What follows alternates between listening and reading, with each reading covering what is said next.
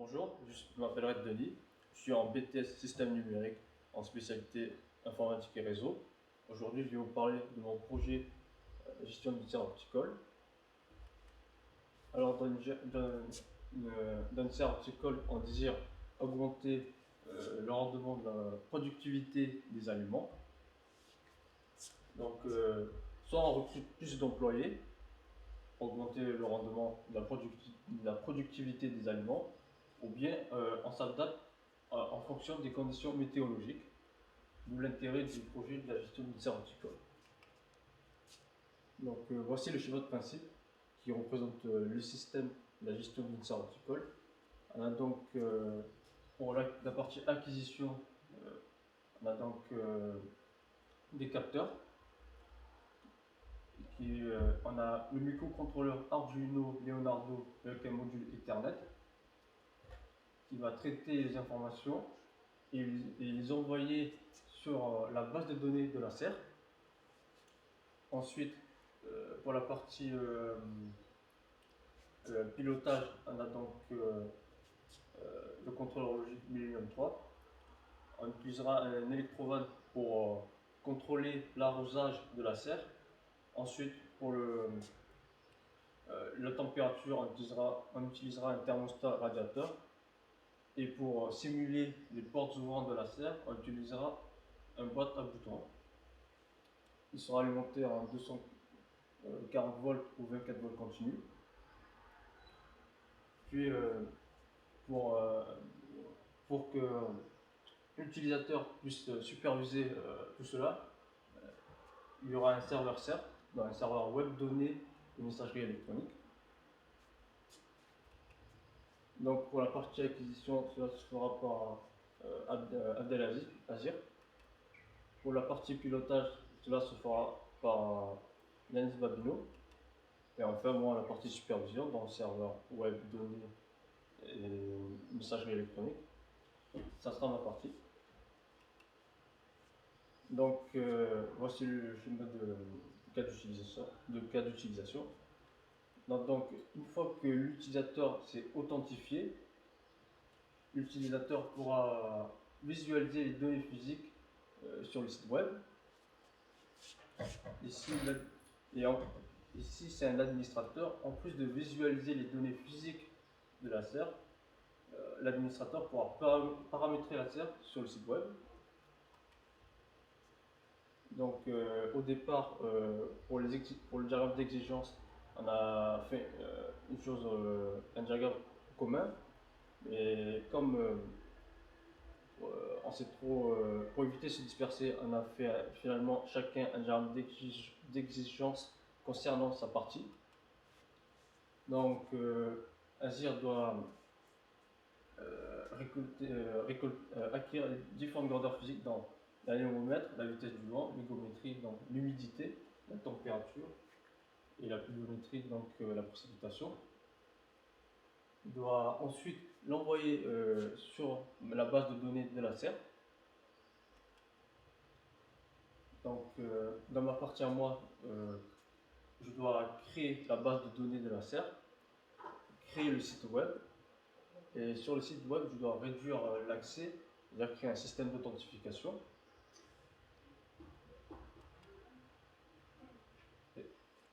Je dois également représenter graphiquement sur le site web les données concernant les grandeurs physiques. Et pour la partie pilotage, Babylon doit s'occuper du chauffage, de l'arrosage et des ouvrants.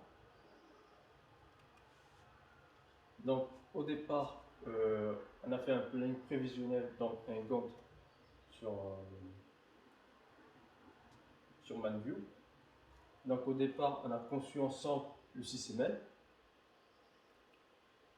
On a fait la liste de matériel également. Puis petit à petit, on s'est dispersé dans sa partie personnelle. Toutefois, on met régulièrement à jour le système. Et voici mon site web. Donc au départ, lorsque l'utilisateur ouvre la page web, on a l'authentification. Il peut créer un compte. Il peut également récupérer son compte. s'il a oublié le mot de passe.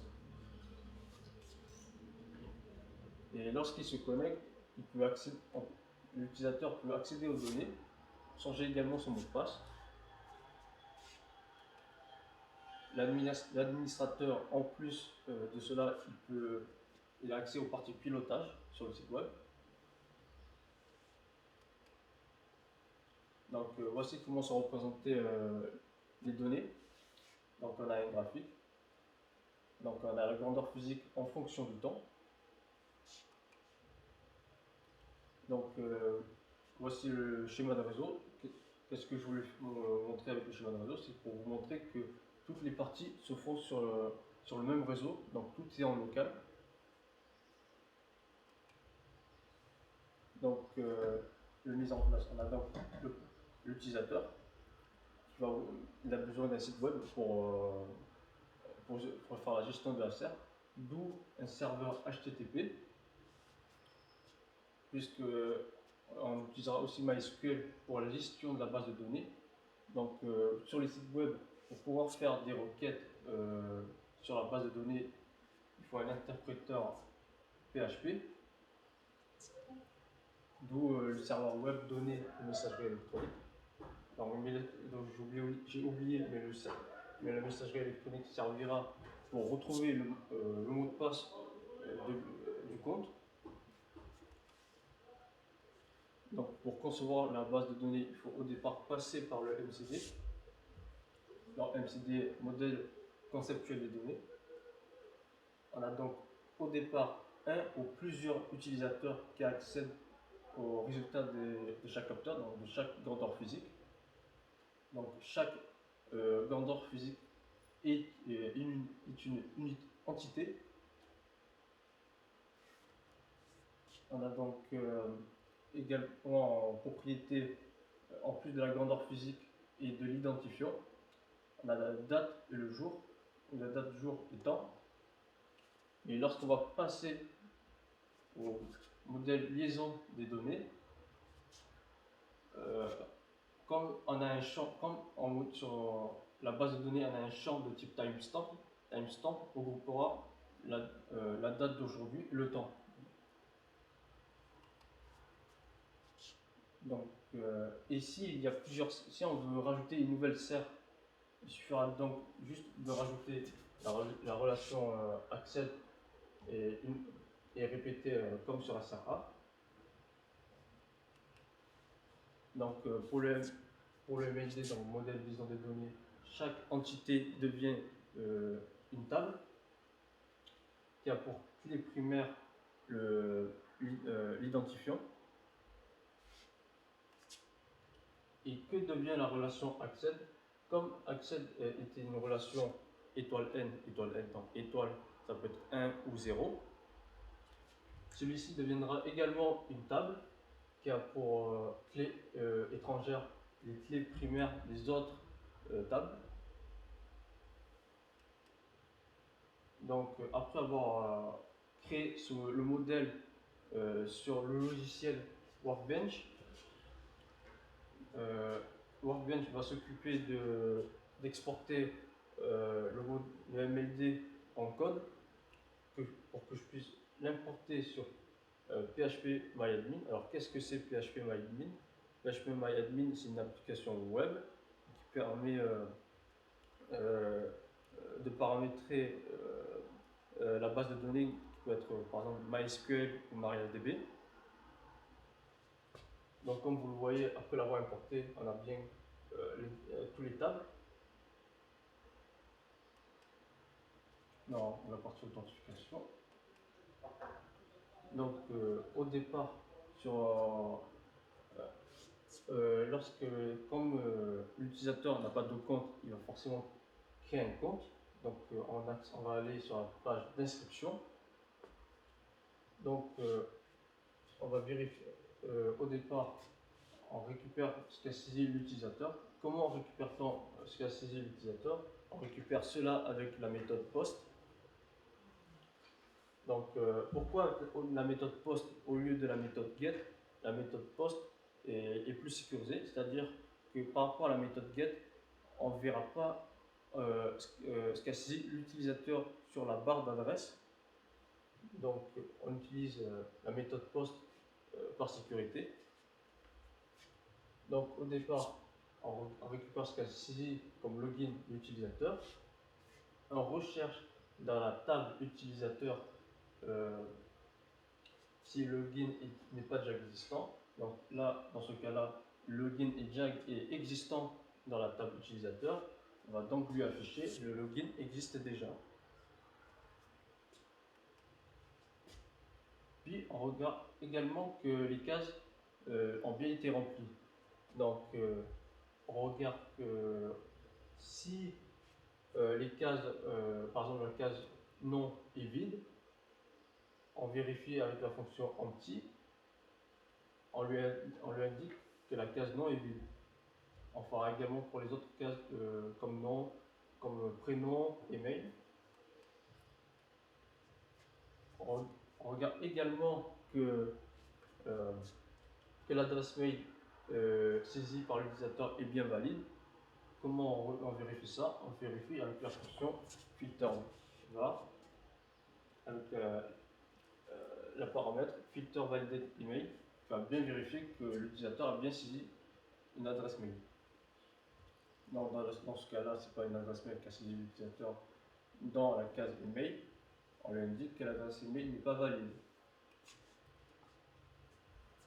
Et enfin, on vérifie que l'utilisateur a bien saisi 2 fois le même mot de passe. Donc, on compare la case mot de passe et la case confirmer mot de passe. Si ces 2 cases sont différentes, on lui indique que les mots de passe ne sont pas identiques. Puis, lorsque l'utilisateur a bien respecté toutes les consignes, c'est-à-dire qu'il a bien saisi un login qui n'a pas été déjà pris, que les cases ne sont pas vides, qui a bien saisi 2 fois le même mot de passe et que l'adresse mail qu'a saisi l'utilisateur est valide, on va mettre à jour la table utilisateur. On va importer ce qu'a saisi l'utilisateur dans la table utilisateur. Puis, on regarde si la table utilisateur est vide. Si la table utilisateur est vide, c'est-à-dire qu'il n'y a pas eu de compte qui a été créé. C'est donc le premier compte qui sera créé. Donc on va lui attribuer le rôle administrateur.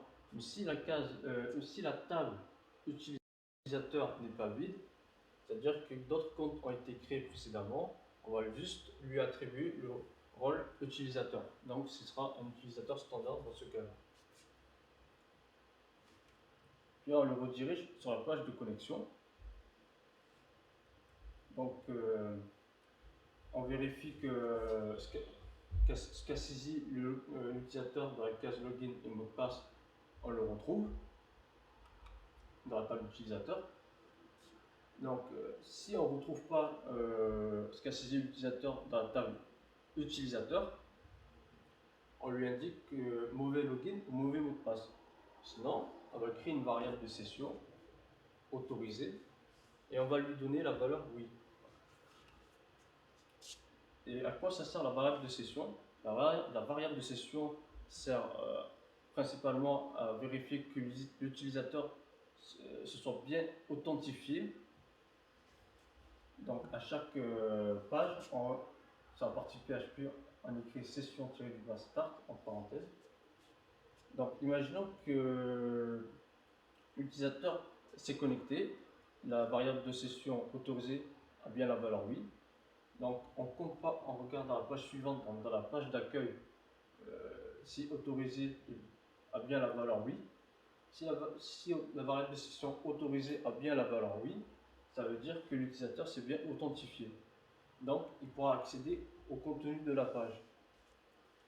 Sinon, s'il n'a pas la valeur oui, ça veut dire que l'utilisateur ne s'est pas authentifié. On va donc le rediriger vers la page d'authentification. À quoi sert également la variable de session? On l'utilise pour récupérer les informations du compte. Ça nous permet également de vérifier si l'utilisateur a bien le rôle administrateur. S'il a le rôle administrateur, alors on lui affiche la partie pilotage. il faut aussi penser à détruire la variable de session, puisqu'une variable de session est temporaire. Donc on va créer une autre page se déconnecter, qui est une page tunnel. Une page tunnel, c'est-à-dire qu'elle affiche rien, qui sert juste de redirection. Cette page de déconnexion va détruire toutes les variables de session actuelles, avec la session-destroy. Qu'est-ce que j'ai eu comme problème sur la partie authentification? J'ai eu comme problème ces notifications-là. Donc, on va voir define array key. Alors, ça veut dire que j'ai quand même essayé pour voir si ça fonctionne. Ces pages ont bien fonctionné. En fait, ces notifications-là, c'est des avertissements pour nous dire que les variables login, mot de passe, etc. n'ont pas de valeur. Donc, ce qui est normal, puisque l'utilisateur, en ouvrant la page web, n'a encore rien saisi. Or, on attend qu'il saisisse ces informations pour les variables. Donc, pour effacer ces notifications-là, il faut rajouter avant la variable une arrobase. Puis, pour la partie, lorsque l'utilisateur s'est authentifié, il peut également changer son mot de passe. Donc, on appelle encore une fois la variable de session, login. Donc, l'utilisateur va saisir le mot de passe. Et également, on vérifie comme précédemment avec la fonction empty que la case n'est pas vide. Donc, on récupère ce qu'a saisi l'utilisateur comme nouveau mot de passe. On recherche dans la table utilisateur à l'aide de la variable de session login. Donc, on retrouve le login de l'IPREP. Et on fait une requête update qui va mettre à jour le mot de passe. Également, on utilise il ne faut pas que le mot de passe soit visible facilement dans la base de données. Donc, il faut penser à le hacher. Donc, pour ma part, j'ai utilisé la fonction MD5. Comme vous voyez, le mot de passe n'est plus visible. Donc, pour la partie librairie donc graphique, j'ai utilisé JPGraph. Pourquoi JPGraph alors qu'il y a d'autres librairies graphiques JavaScript? Parce que tout simplement, je me sens plus à l'aise avec le PHP que le JavaScript. Donc, j'ai pris un exemple sur JPGraph, sur le site, et on remarque qu'en fait, chaque point, c'est des valeurs des tableaux. Donc, il faut que je crée des tableaux. Donc là, imaginons que l'utilisateur va demander à visualiser le graphique concernant la température. On va rechercher la table température. On va ranger dans l'ordre décroissant. Alors pourquoi décroissant? Donc décroissant de l'ID, bien sûr. C'est pour avoir les valeurs les plus récentes. Et on va stocker dans des tableaux le temps et le résultat.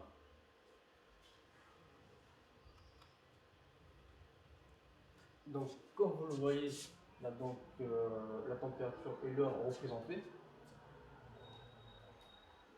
Donc, il faut aussi ne pas oublier d'inverser les tableaux. Alors, pourquoi inverser les tableaux? C'est pour avoir en fait du plus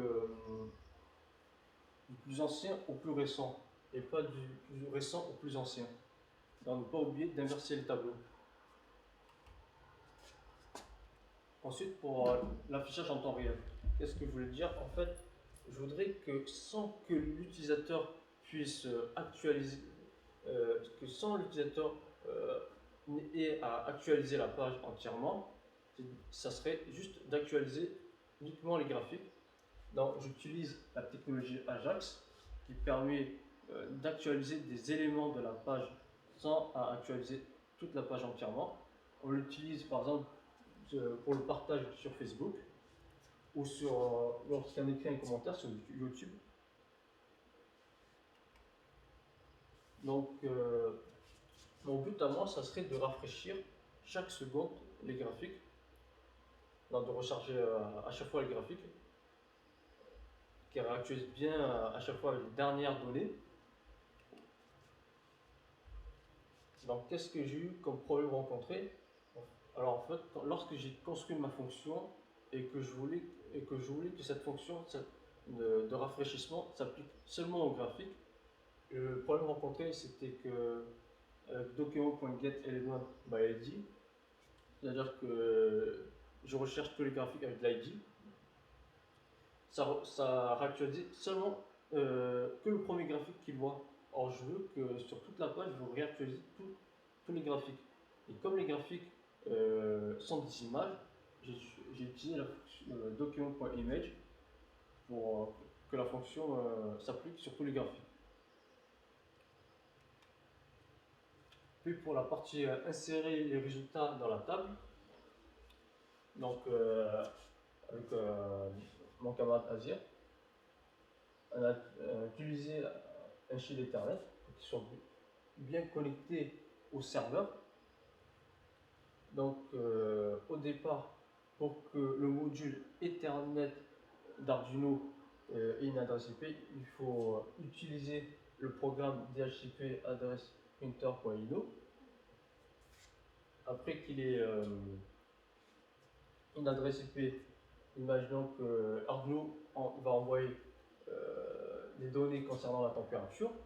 Donc il va faire une requête HTTP avec la méthode GET, puisque là on n'a pas, on veut rien que ça soit invisible ou visible. Donc on va juste utiliser la méthode GET. On va l'envoyer sur une page d'enregistrement.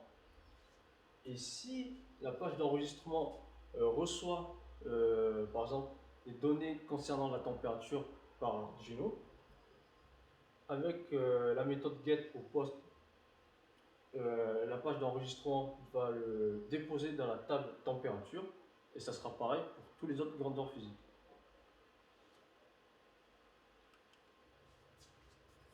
Puis pour la page oubli de mot de passe, donc sur la page d'accueil, comme vous avez vu précédemment, on avait le choix entre inscription et page oubli, ou la page mot de passe oublié. Donc, imaginons que je veux retrouver le mot de passe de ce compte, donc test. On va saisir notre login et on va générer un mot de passe aléatoire et on va l'envoyer par mail. Donc, ça sera à l'utilisateur lorsqu'il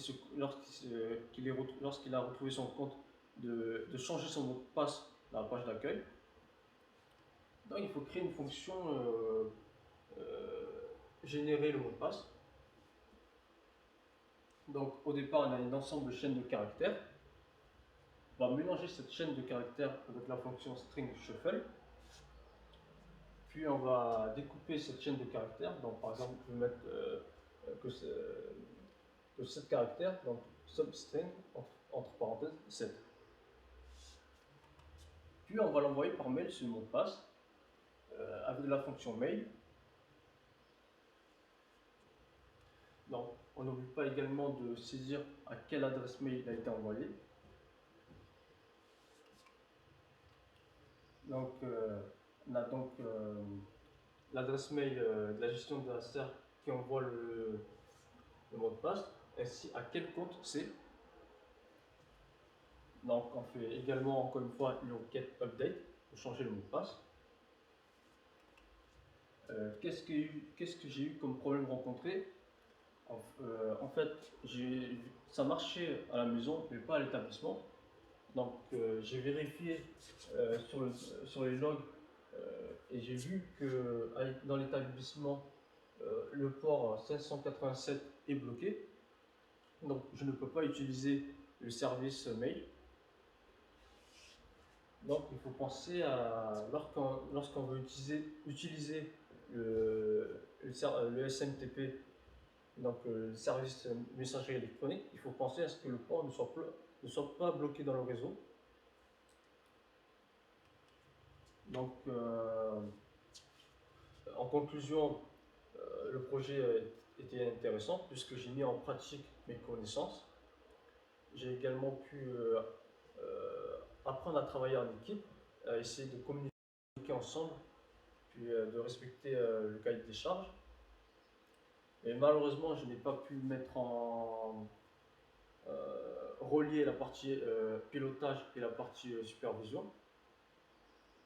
Toutefois, j'ai rempli la plupart des tâches qu'on m'a données, donc créer un système d'authentification, représenter graphiquement sur un site web les données de la base de données. Donc, merci de votre attention.